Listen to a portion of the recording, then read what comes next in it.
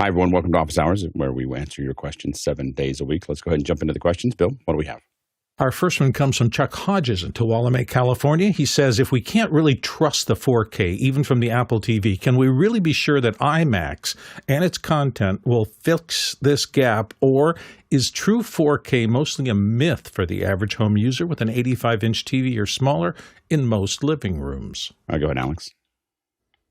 I'm confused by what you mean by not trust the 4K. I mean, if you're talking about traditional 4K, the resolution that we know, which is 3840 by 2160, there's 4K DCI, which is a cinema format, which has a slightly higher pixel count. But as of tvOS 18.2, Apple did add support for 21:9 aspect ratios, which is a much more cinematic aspect ratio, so that way you don't get the black bars, and that's much closer to an actual theater projection as far as I understand. So if that's what you're talking about, that was in a recent tvOS software update. Next question. Next question comes to us from Travis Morrison in Perth, Western Australia.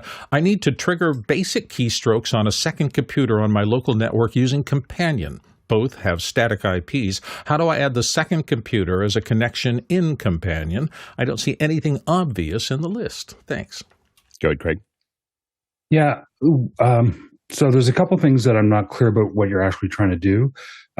If you're running on a Mac or on a Linux machine, you can in Companion run a shell script. If you set up permissions properly, you can have that trigger something on another machine on the network. But otherwise, there's a potential you could use Viscero, I think is the correct way to pronounce it, if you've got a listener on that machine. So there's a couple of potential ideas there. I'm not sure exactly the full use case. Good, Mickey. Yeah, I was going to say exactly the same thing. Vicreo Listener is a server that can run on the machine that you want to run the keystrokes on, and you add the Vicreo Listener module in your Companion locally on the machine where you're at, and you can send commands to Vicreo to trigger keystrokes on the remote machine. Go ahead, Jeff. I'm just going to add one thing to Craig's idea about the shell script. I use a shell script very simply to trigger an Apple shortcut.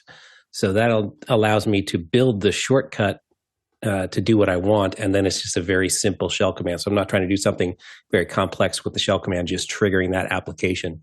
So that's a thought, is to just send that keystroke to do what you want, but actually on the computer that you're working on, if you want to do more complex things, just have different shortcuts or look into Apple Automator. Next question. Mariella Shushamera in Webelos says vMix calls isn't supported by Mac MultiCorder. We tried recording 5 ISOs and switched feed, but get frame drops in multiple files that we have to sew together in Premiere. Livemind NDI recorder does the same. Any other options or workarounds to record 5 calls? I would take a look at some of the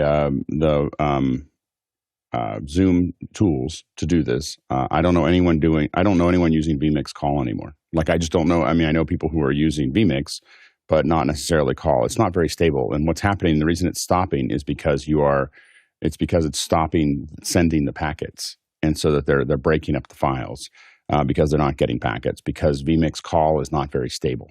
So it is doing what Zoom does. It's very complicated, and there's not many people who do it well. And vMix Call is not one of them. So I think, look at some of the Zoom Room / Pro AV. I think they're changing the name from Pro AV to another name, but look at the high density Zoom tools, and then you can get those outputs and record them in a variety of different ways. Next question. Zach Stallsmith in Chautauqua, New York. I use Companion to trigger overlays in vMix, but when I click the button, only the overlay number is highlighted, but nothing appears on the output. It works when I click the overlay number itself in vMix. Thoughts? Go ahead, Marty. Well, if vMix is not triggering if Companion is not triggering properly, check to make sure that it's properly connected to vMix. In the control panel, and if it is, also take a look at the log screen. There's another tab there for log. It will tell you what's working and what's not working, and if there were any problems connecting or if there are any malfunctions in it. Go ahead, Mickey. Yeah, I would verify exactly what commands you are sending over to the to vMix, because you can say have a button that just toggles the overlay to go into program or not.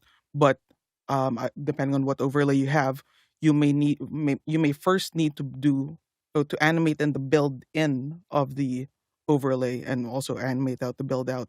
It's not just there are multiple layers to it, not just enabling the input, but also possibly building it in and building it out. Next question.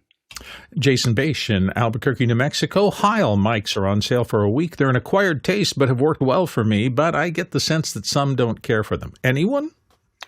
Go ahead, Chris. Yeah, for me, I really have never found a place with Heil microphones in my workflow.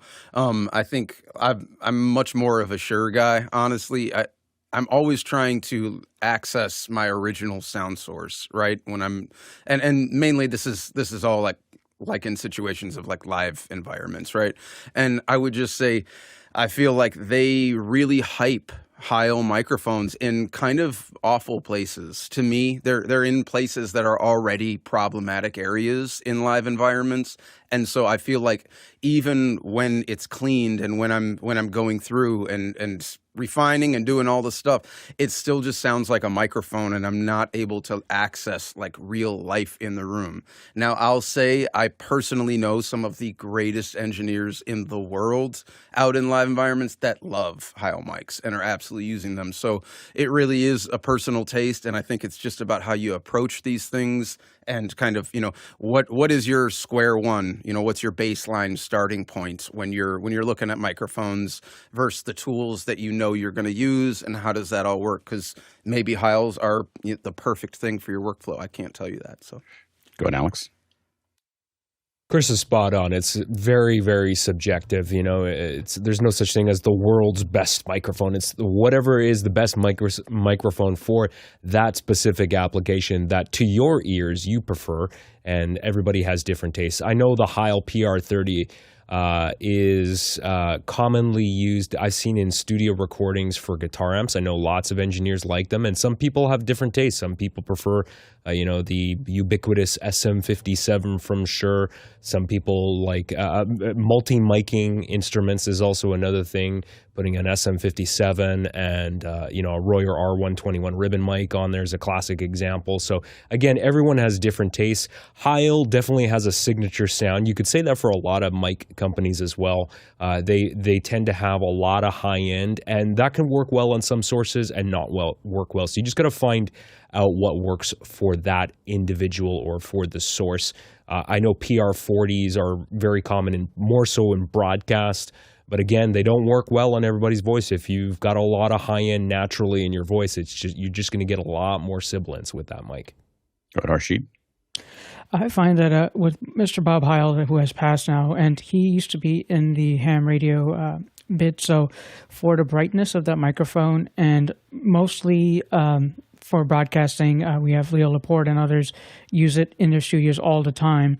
And I found that the mic is at least more understandable for many voices. But I do agree if you have a high-pitched voice or whatnot, you might be a little bit more sibilant. So overall, the PR40 I did like. I think, Jason, matter of fact, you use a PR40 and your voice sounds really good on it. Go ahead, Mickey. Yeah, I have to agree with Chris that and for my ears, for most voices, I am not a fan of Heil microphones in general. They sound very brittle to me, and most voices to the point that they feel like sandpaper to my ears in most situations. Like say the Heil PR40, which I think a couple of people here use sometimes. This is its frequency response, and that emphasis in the high end there. I would only reach for a mic like this if I'm desperate to get some clarity out of someone who has a very mid-range and nasally voice, and I'm just desperate to get clarity out of it. Go ahead, Courtney.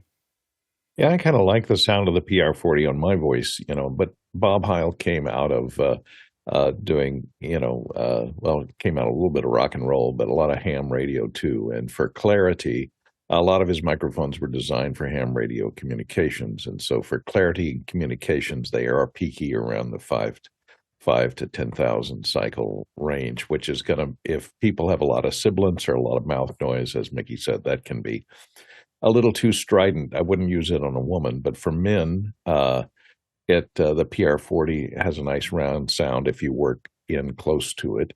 And it also has a really tight cardioid pattern, and it eliminates a lot of the background noise. So it solves a lot of problems in kind of a noisy environment where people may be talking in the background or a conversation in the next room you don't want to pick up. It's pretty good for that. I went to the site where the sale was, and unfortunately, most of this stuff is B stock, so it's not their A stock stuff that's for sale. And you can see the PR40's out of stock, out of stock, out of stock, out of stock, out of stock. So there's only 3 microphones in this sale group that are even available now. So if you're looking to pick up some of the more popular ones, they probably aren't in stock right now from that sale. Next question. Ryan Newell in Kigali, Rwanda. Sound Devices USB Pre2 is amazing. Been using the same ones for 12 years in Rwanda. However, most colleagues in the industry here can't afford the price tag. Any mid-tier, cheaper alternatives that offer analog to digital or for in-and-out similar ports? Go ahead, Mickey. So yeah, I'm looking now and I see that the USB Pre2 is about $1,200 US.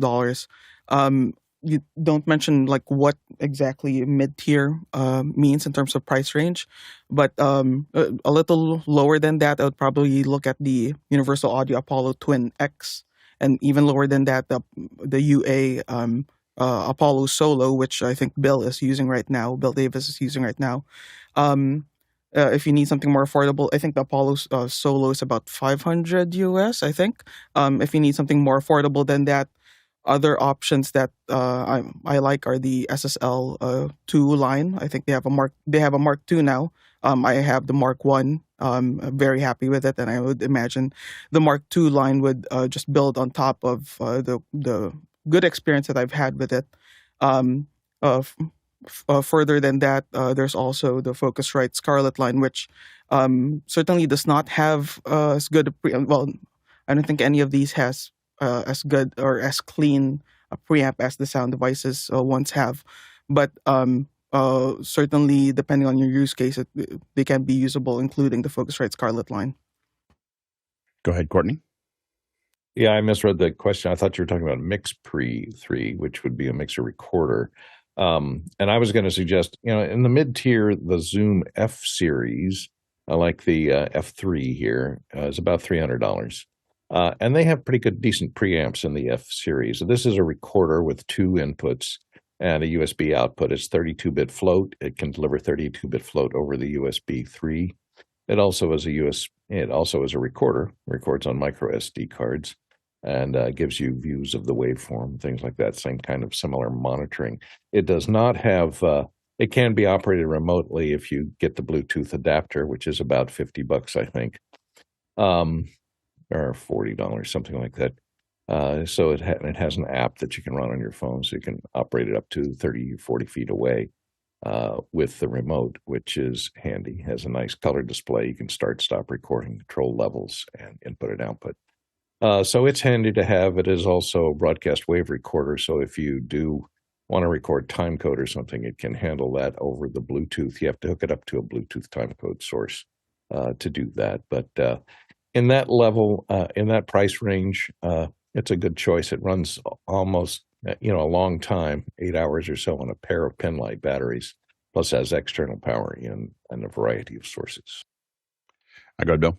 Yeah, just very quickly, since Mickey mentioned the universal audio things, I just wanted to indicate to Ryan that I've been shocked. I thought it was going to be a relatively simple device to operate. It only has 8 buttons and a big knob on top, and they're all real small, and you don't use them very often. They're just for setting things. But it turns out there's a lot of complex circuitry built into these things, and it's taken me consulting with Mickey a lot to get the organization of all the routing inside of this, because it has so much flexibility. So if you're using this this as something that I just want to send something to a friend and talk them through setting it up, be a little careful and do some study on the back end of these. Some can be very complex to set up and route. Go ahead, Chris.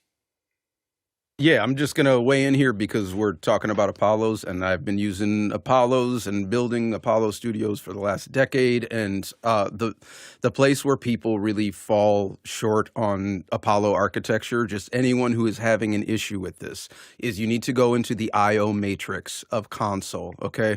This is the way that this works is if you're using Luna, console is built into Luna, and you're doing that, okay? If you're using Universal Audio's DAW. If you're not, if you're using Pro Tools or Logic or any other thing, you're going to set up console. You're going to go into the settings of console and go into the I/O matrix. This is what is going to be available in your DAW, and this is what everyone gets messed up with. You're going to go into the I/O matrix.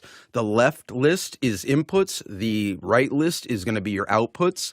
Output 1 and 2, it wants to default those to your master outputs. So it's just going to do that. So you're going to start like your analog output line 1 is going to be on 3 in your outputs, okay? On the inputs, it just starts, mic 1 is 1. And you're going to go and set all that up. If you need anything that you want available to you, you have to set up within that I/O matrix or it won't be available to you in your DAW. So I'm using Pro Tools. Let's say I have an Avid Matrix Studio, but when I was using Apollos, you would set all this up, then you'd go into Pro Tools, go into your I/O sessions in Pro Tools, and when you literally wipe out all of the ins and outs within that I/O setup, and you just hit default, and it will just import all of the ins and outs that you've allocated within console, okay? And that's all that it is. So if you're ever having an issue, there's only one place that it can be wrong. It's really, really simple once you understand how it all works together. And Bill or anyone, please feel free to reach out, walk people through this stuff. But Go ahead, Alex.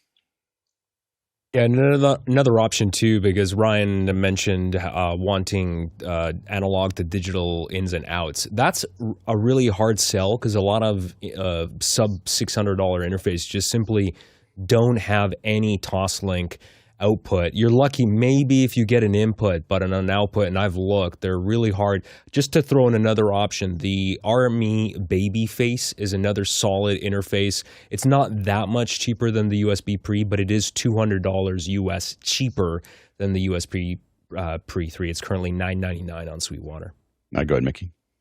Yeah, just +1 on RME. They have some of the most excellent converters in their interfaces.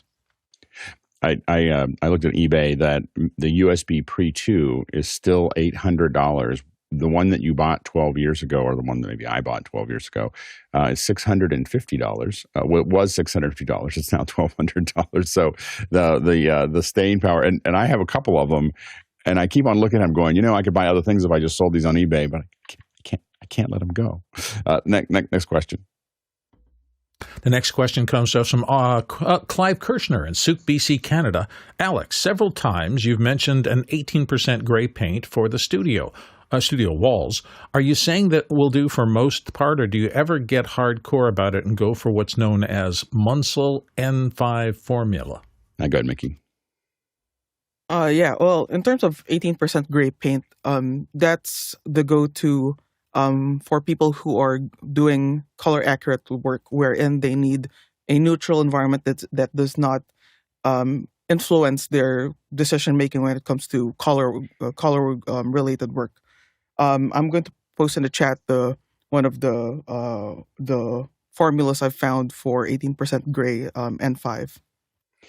Yeah, they are slightly different. 18% gray and Munsel N5 are close to each other. They're not identical. When we have built a color studio, we have specifically bought Munsel N5, although we have some colorists that prefer Munsel N3, which is the same neutral gray but darker than the 18% or the Munsel N5. So, and you might want to look at N3. I use 18% gray because I've got 18% gray cards laying around, and I can hand them to a painter and say, I just need you to match this and put it on the wall. It's just an ease of use. I don't have to be particular. They can go and find it in a regular, they can mix it and match it with a colorimeter at, whatever paint store that they went to. It's close enough. Like for my office, it's close enough. For colorists, we'll pay for the extra paint, but for my office, just having it that color is enough. Go ahead, Bill. Yeah, I'm not a colorist, but I have friends who are, and I will tell you that when you get into this level of wanting your room to be flat and neutral, the colorists I know who do that also have a lot of other practices, like limiting the amount of time they actually do color work so they don't condition themselves to getting used to particular colors.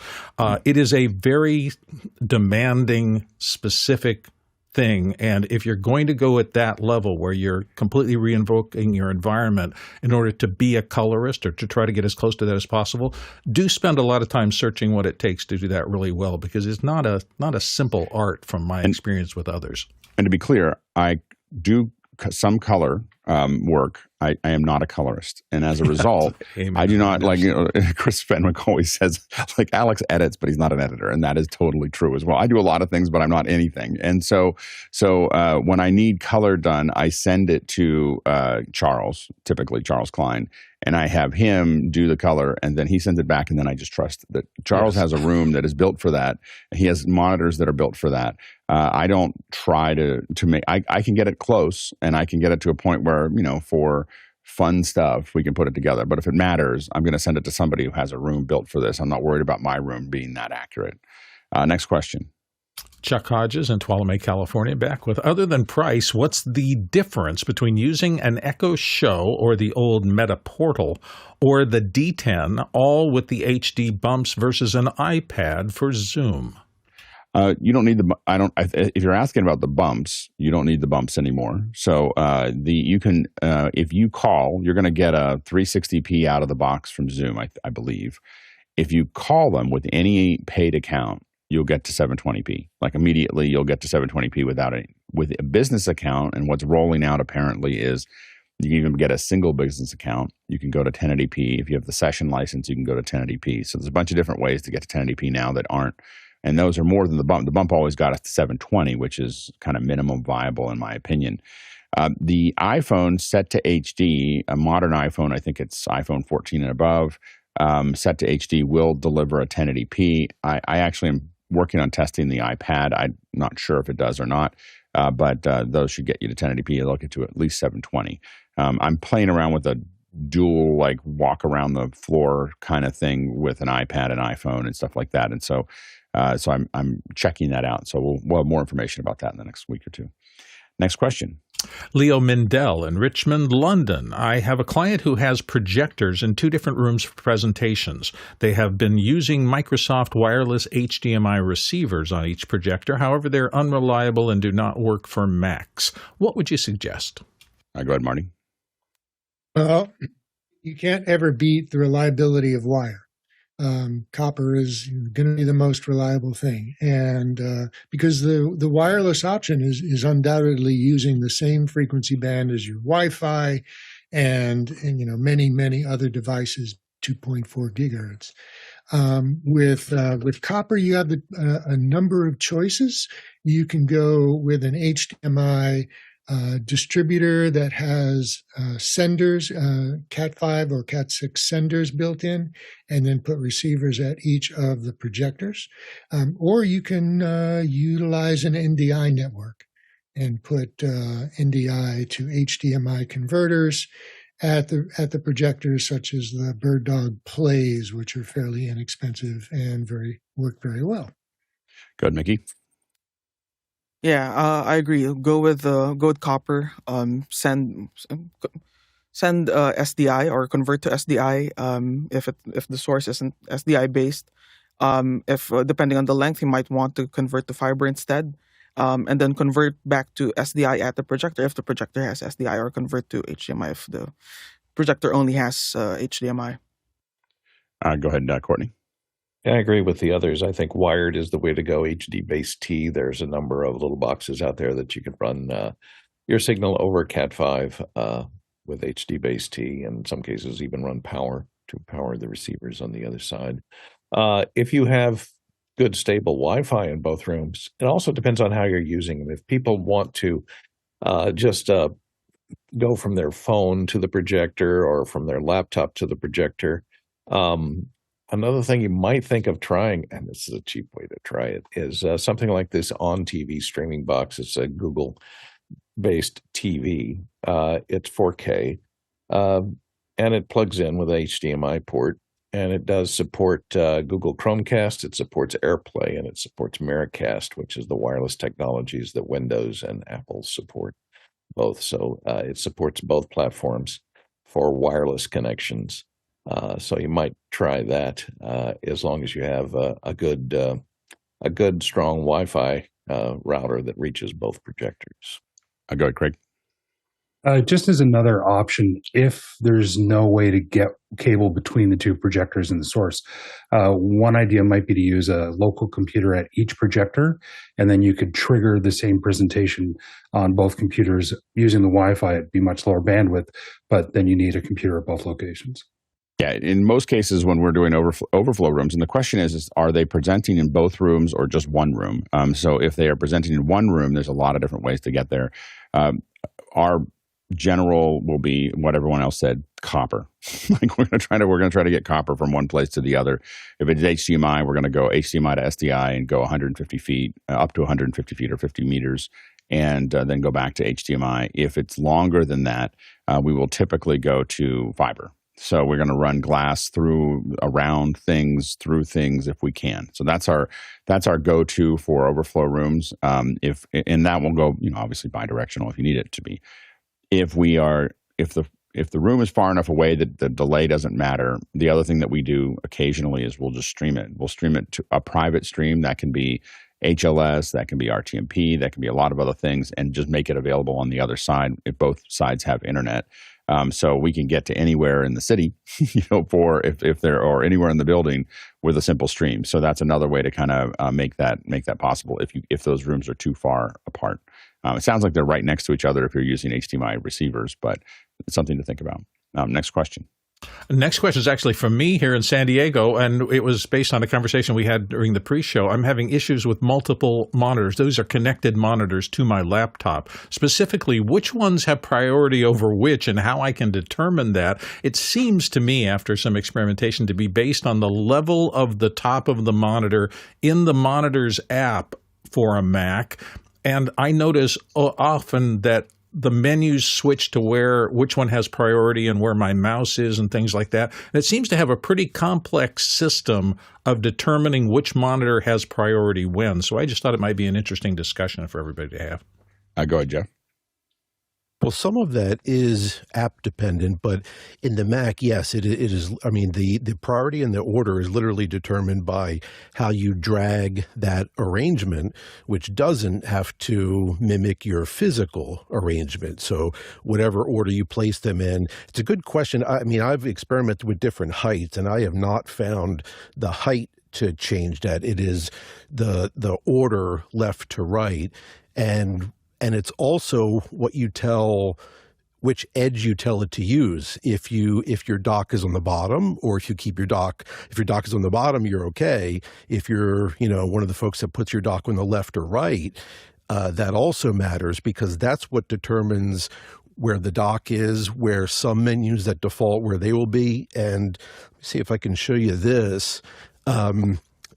And if you do any kind of scripting arrangement with coordinates, if you're using extended display, the width coordinates, go from wherever your edge is.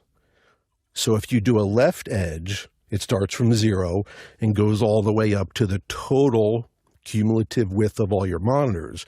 But if you do a right edge, it's backwards, starts at 0 and goes backwards. So I sometimes use some scripting, and if you can see this actually forces and lets you change which edge to use. So that first block there, and I just put both. You wouldn't use both, but whether to have your system at that moment use the right edge or left edge.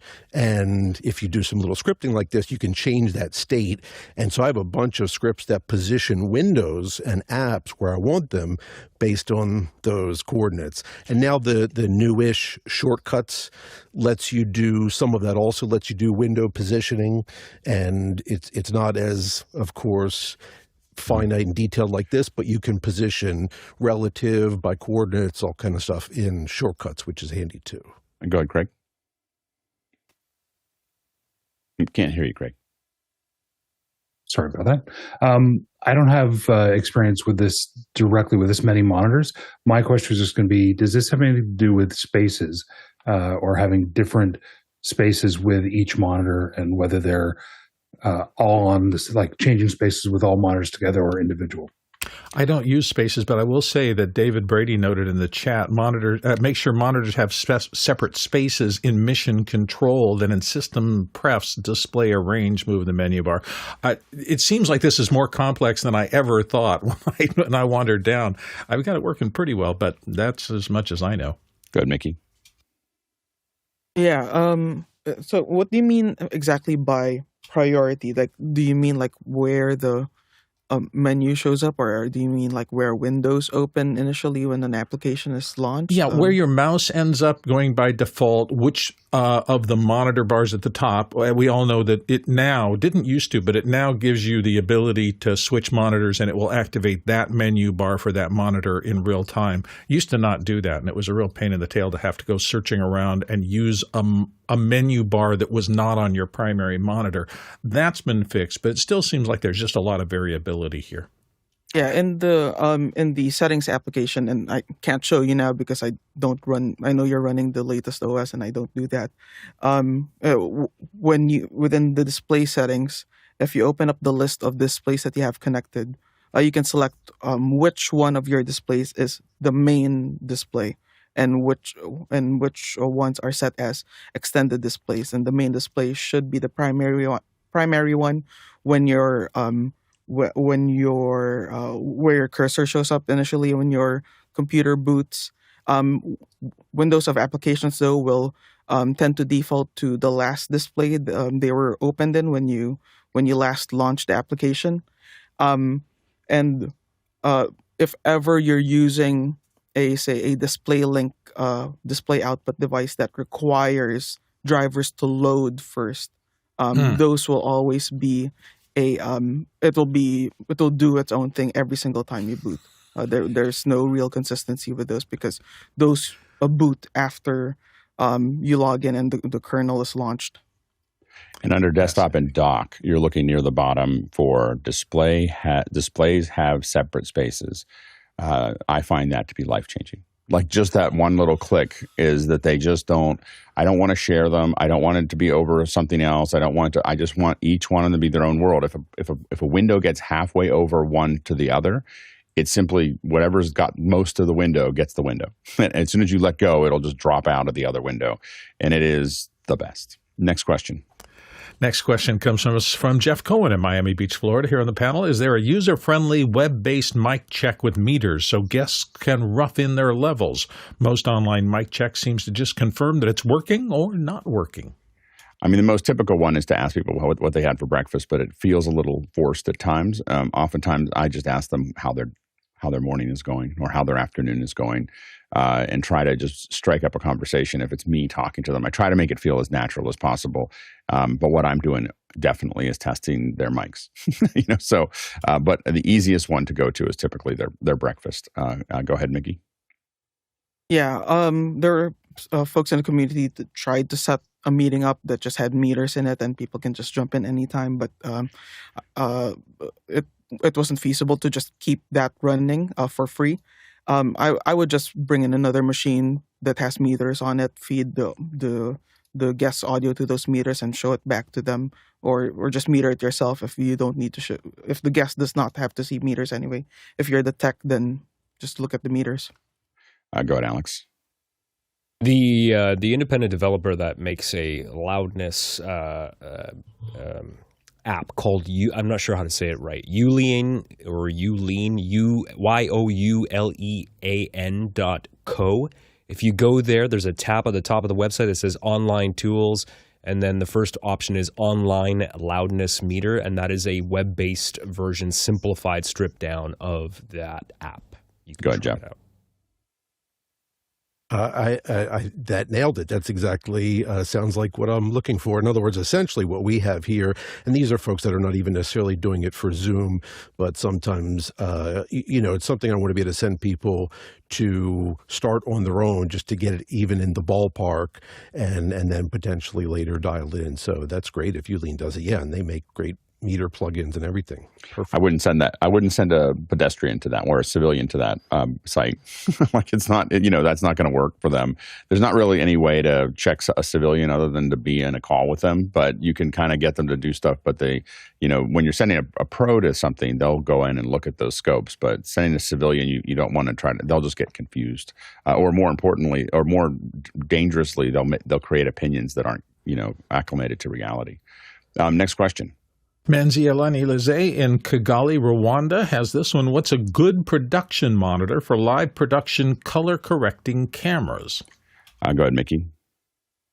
Yeah, when you go into good reference production monitors, you're looking at companies like Sony, Panasonic, Ikegami, Bon, Small HD.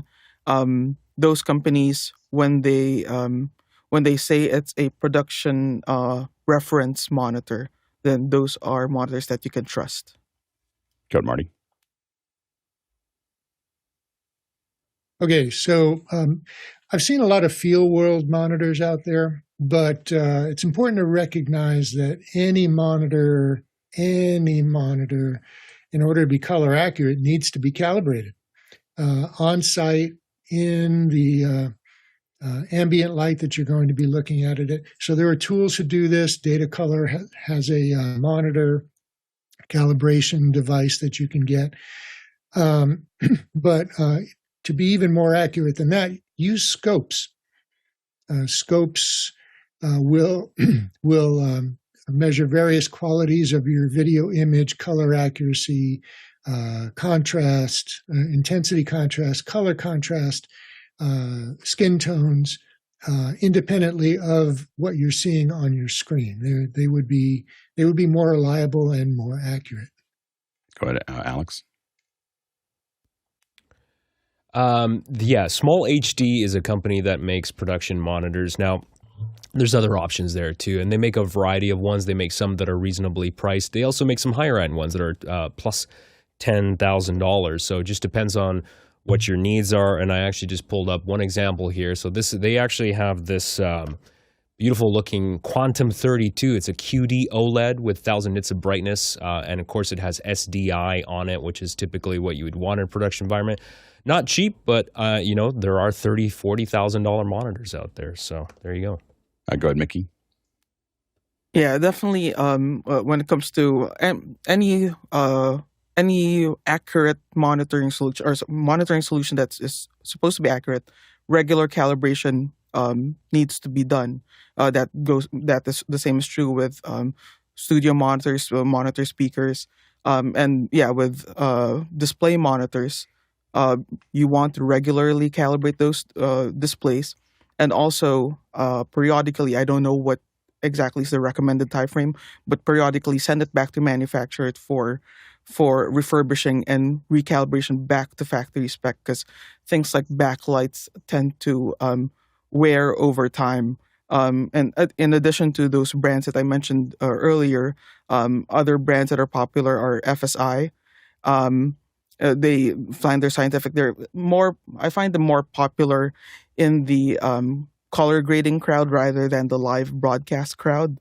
And then I'm not sure if I mentioned Bon earlier. Bon is the higher end sister company of ICANN, and they do have decently priced or more affordable yet still accurate color grading monitors or production monitors.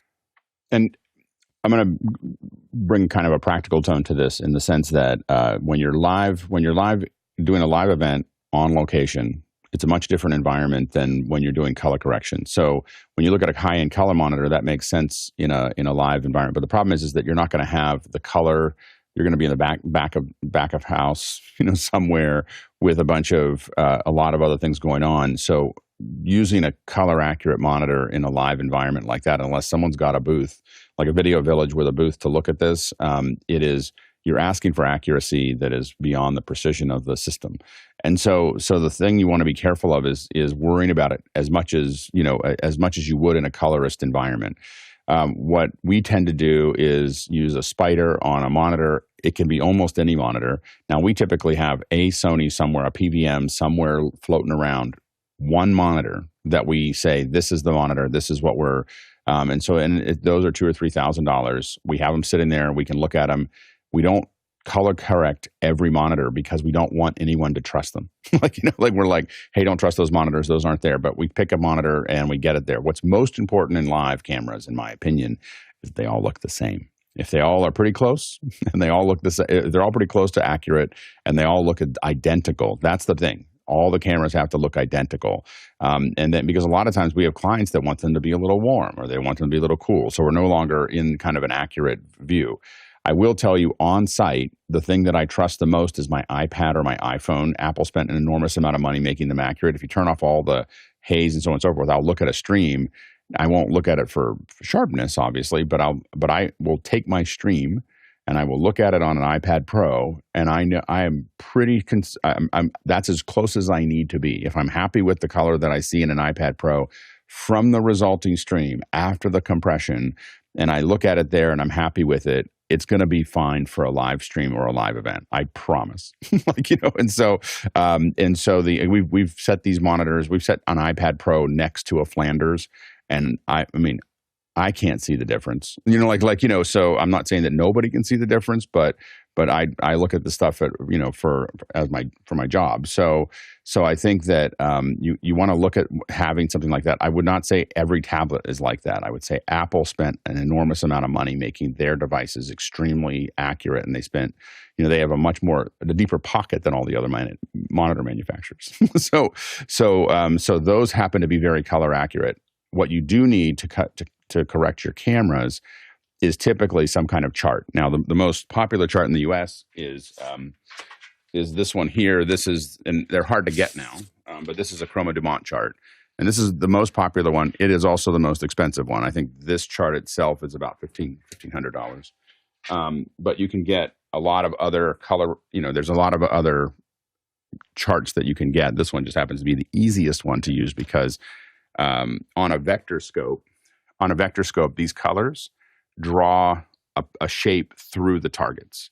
So they actually draw through the targets on a vector scope, and that's why this one is used a lot for color correcting cameras. But again, it's very expensive. But you need some kind of chart to correct those cameras. Even little color charts that you use ahead of time. If you take your cameras and you match the lenses to them, we tag both the lens and the cameras. We can take them into an environment, and Jeff is showing the smaller version of what you can use there.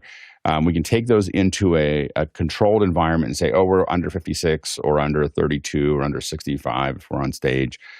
And we can color correct all those cameras ahead of time. Sometimes that might take 3 or 4 hours, but when you walk in and turn them on, they all work.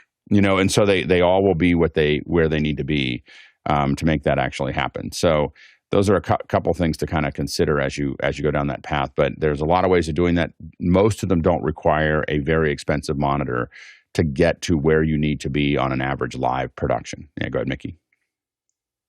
Yeah. I'm not sure if you're doing any HDR work, but if so, accurate monitoring of your specific HDR format and subsequent transforms back to SDR or however your pipeline is, you need to be able to know what's happening as you go from color transform to color transform. One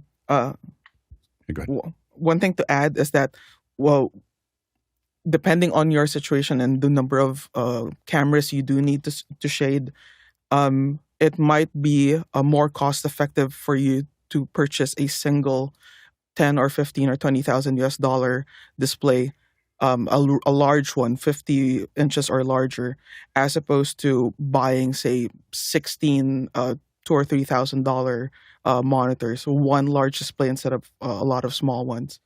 And I also should mention the other brand that I've been seeing more and more in the past decade inside trucks from NEP and Game Creek Video is the brand the Boland. I have no direct experience with them, but I see these large companies, these large entities that work on massive productions use them. So they're another brand to check out, Boland. Next question. Next question comes to us from, my monitor's in the wrong place. Manzi Elaine Elise in Kigali, Rwanda. What is a No, good...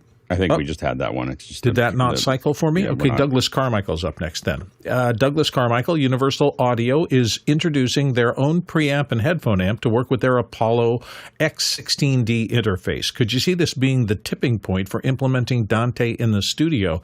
And he's got a link there. Go ahead, Mickey.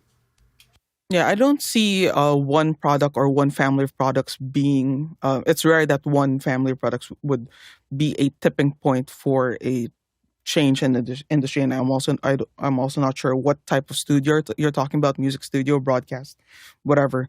The products that they announced yesterday, today for me, aren't anything. They're not new ideas. There are multiple Dante-based preamps that are PoE powered available. There are multiple Dante headphone outs with line level outputs available. So these aren't new market segments that they have created, but it coming from Universal Audio means that people that do like UA's products and are invested in UA's products and are on the fence of investing in Dante, this might help them make the decision. But for a whole industry to switch over just because of this, I don't think so. Go ahead, Chris.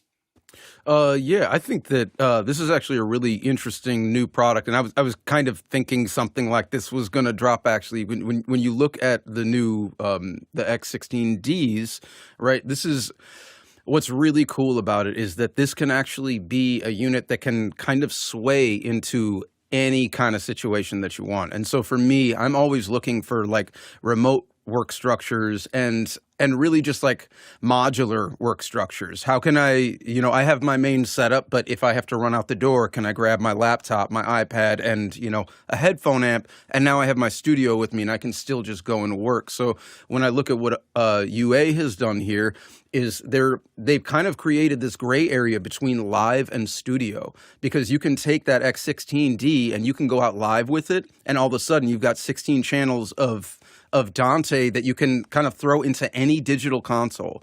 That's a really, really big thing. And now you have real-time processing of that DSP. And when you're done, you go home, you slap it back in your rack, and now you just have your Apollo back in your world. And the fact that you can just, like, I don't know, I have not read up much on this, so I don't know what the limits are of channel counts and all that within the Dante. I'm assuming that it's just, these are 16 channels per unit of the Dante, so you're probably, in that realm.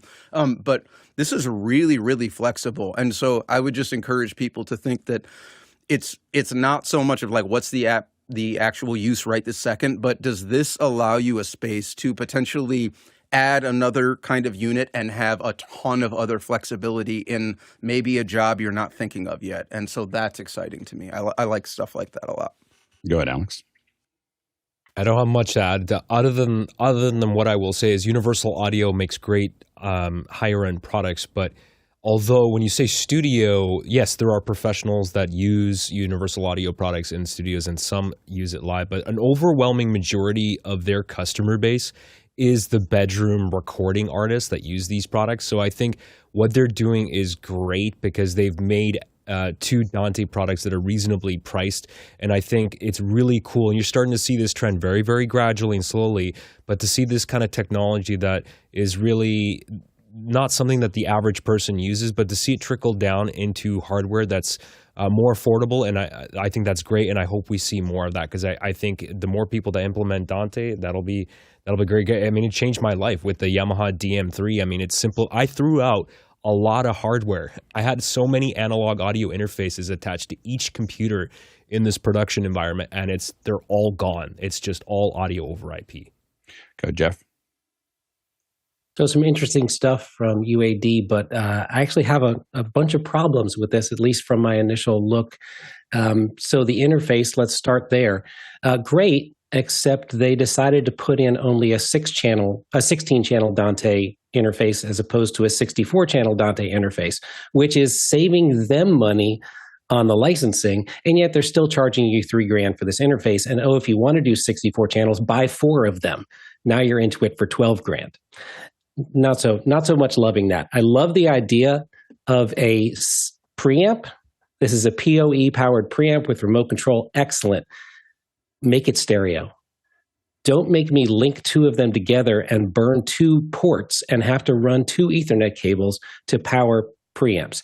How often, even in the studio, are you only using a single microphone? If it's a vocalist, you probably have 2 mics you're shooting out against each other. If it's a guitar amp, you've got a couple of different colors, a dynamic, a ribbon. Obviously for drums, you're probably going to have a bigger interface in there. Now, this headphone amp for Dante is a really important thing that all of us need. Chris talks about going out on location. You put your preamp. He was talking about the RME 12 mic D in the pre-show. Love that box. But you put that on stage with the musicians, and now you need, you run your one Cat 5 snake back, and you need a headphone. You need a headphone amp. Mickey's showing the RedNet. I'm going to show kind of something equivalent to it, which is he's looking at the AM2, which is just a headphone output box. If you want inputs, they have the XP2, which is pricey. That's $1,300. The AM2 is also, I think, around $5 or $6. So this is a little cheaper. That's lovely. They didn't give you separate volume controls for headphone and line output. You do have mutes, but I would love separate output controls so I can have a headphone level and a monitor level on this. But I'm excited about that particular box. The others, I think they kind of missed slightly. I think we'll probably see a single Ethernet port PoE stereo version, maybe the E2X, coming at some point. Next question. Kyle Nesta in Philadelphia is up next. Recommended switch to get started with a small Dante network, 5 to 6 devices, and he's looking for good, better, best. Go ahead, Craig. Yeah, so depends on what the rest of your network is. If you're just doing a closed Dante network, the simplest one is to get an 8-port dumb switch. Going up from that, I'd go to the Cisco series, and obviously the highly recommended one is the 4250s from Netgear. The really important thing with all of them, whatever you look for, is to make sure that there's no EEE energy protect in it. Go ahead, Jeff. So coming off of that, the one I use is a little Netgear, but I have not yet found an unmanaged switch that allows me to turn off EEE, and all of them seem to have EEE, which is energy efficient Ethernet, which is absolutely forbidden in Dante networks. It totally messes up all the clocking. So when you get this switch, you need to go in and you need to manage the power saving and turn off the power saving mode. Once you do that, so this is a managed switch, but it's a fairly simple managed switch. Simple web interface. You do that once and you're off to the races. You have PoE on 8 ports for fairly inexpensive. Sorry, I got myself caught up here. Go ahead, Mickey. Yeah, if you are just starting out, I would recommend getting something relatively affordable, but still gives you the capability to do and test and follow everything that they teach in the Dante certification courses. Learn what makes it work. Learn, try out what breaks your Dante network, and you can only really do that in a fully with a full functional switch, managed switch that you can configure however you want and change the settings, break it, fix it, and break it again and fix it again. That's how you learn. Saying that, if you want to buy brand new, I would recommend looking at the Cisco CBS 350 line. They have a lot of models available for you to choose from. You can just keep on scrolling here, and they have like dozens of models you can go through. If you want to save a buck, there are a lot of switches available on places like eBay. This is an eBay shop I'm a fan of, Dedicated Networks.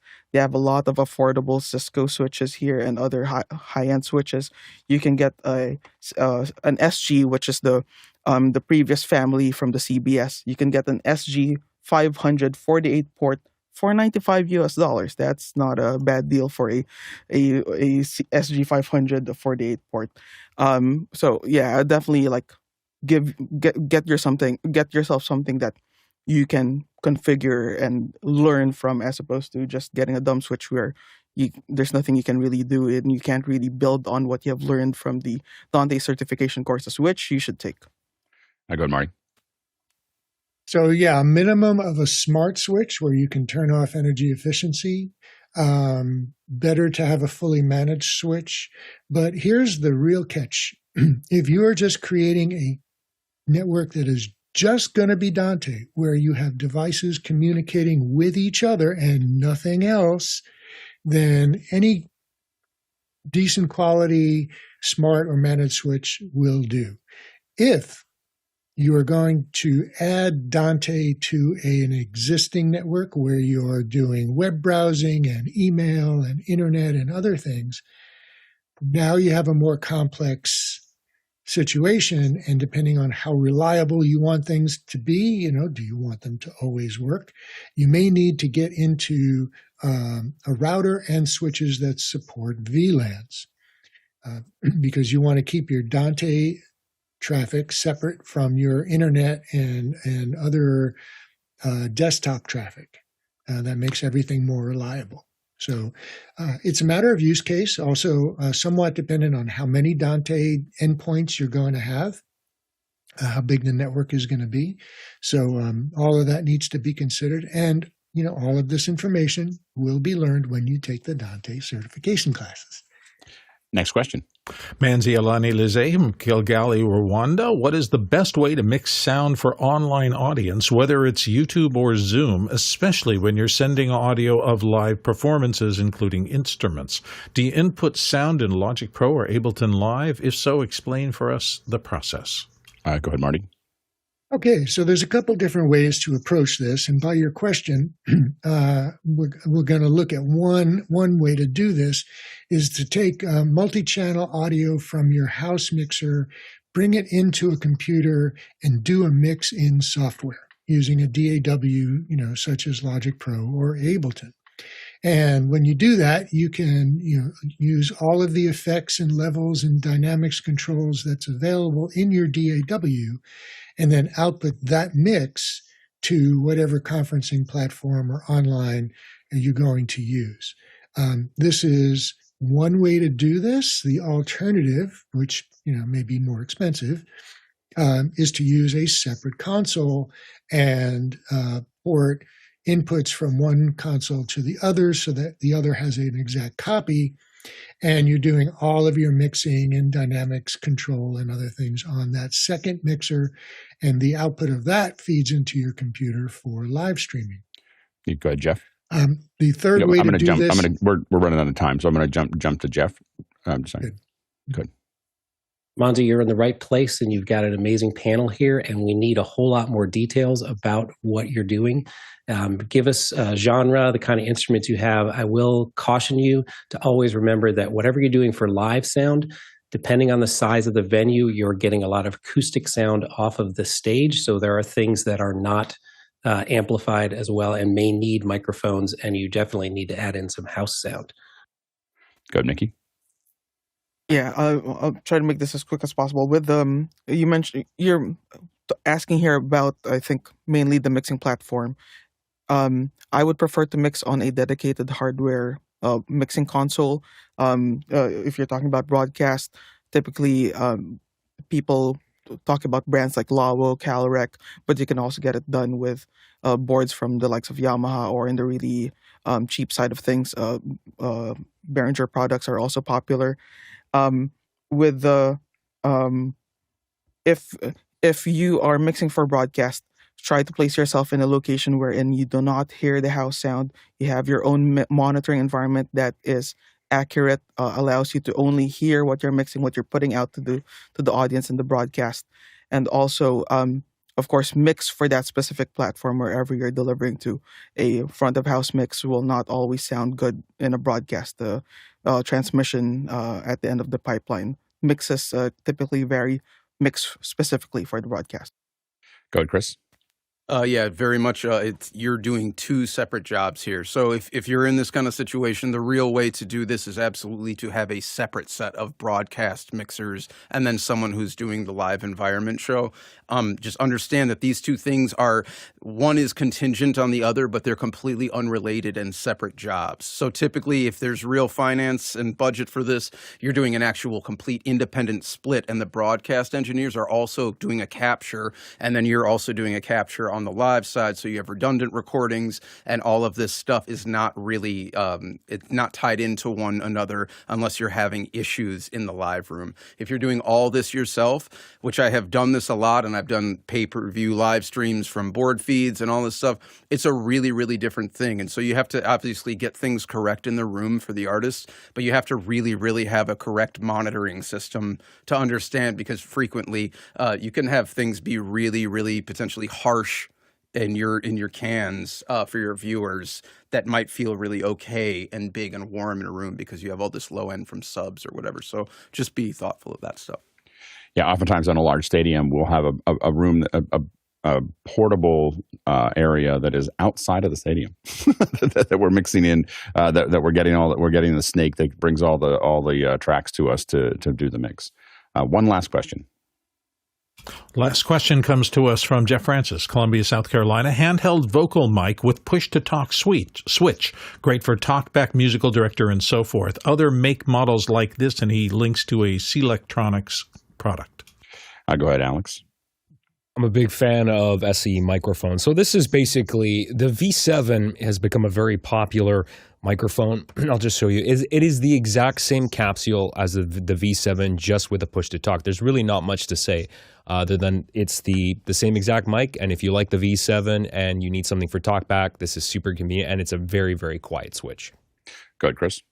Yeah, I would say that I'm a big fan of actual just switches on mics, because then you can really just kind of decide what you want to do as you go. But a lot of people are actually using foot switches for this stuff, where you can use whatever mic you want, and you just, at the base of the stand, you can just press a button and talk. And that's another kind of nice and more low profile way to have communications if you're being filmed, things like that, because you're not doing like a big, visual thing that looks like, it can be more discreet. So Go ahead, Mickey. Yeah, companies like Remote Audio have a push-to-talk microphone, which is just a modified SM58. They call it the VOG58. In the wireless side of things, Lectrosonics has had wireless transmitters, handheld transmitters that have a talkback switch for the past, 15 years, I think, 15, 20 years. They also did it for their fully digital transmitter. With the Shure side of things, for the accent line, they have this additional capsule that you can add on in between the or this adapter that you can add on in between the capsule and the transmitter, which gives you push to talk. And Sound Devices, of course, so with their A20HH, has not only a single button, but you can fully customize it with one button. You can have 3 buttons, and it can control the Digico. You can add macros in Digico consoles, or even do a GPIO output to control whatever you want through the handheld microphone switches. Okay, that's mind-bending. Go ahead, Craig. Just real quick about the SE. I've wanted to try this one for a while. I love the momentary. What nobody else has mentioned, though, real quick, is that there's around the basket of the diaphragm, around the guard, there's a faceted ring. So when you put this down, it won't roll off the desk or the table. Oh, nice. Oh, yeah, I see that now. Yeah, go ahead. That's pretty genius. It seems like a simple thing, but I bet you there's a patent on that. I've 3D printed stuff to do that with other mics. Right. Go ahead, Courtney. Yeah, the VE is great for voice of God stuff where you're feeding into an amplifier or a PA amplifier. If you're going to be feeding into a communication system transmitter, Heil, of course, a leader in these handheld dynamic microphones, makes one with a 4-pin XLR on it, and that 4-pin is designed to trigger a transmitter. So if you're going to plug into a walkie-talkie system or a ham radio transmitter, that push-to-talk will not just mute the microphone when it's off when it's the push to talk is not depressed. But when you depress it, it'll also close a couple of contacts that will trigger your transmitter to transmit. An amazing hour. Thank you to all of our producers who asked all these great questions. Just really, I mean, what's interesting is that every day, we've been doing this now for almost 5 years. We're less than a week away from our 5th anniversary. And every day it's new. Every day there are new problems. Every day that you're bringing up new questions that we need to answer. And they're all different and they all have different verticals. And we just really appreciate everyone coming and being part of that conversation.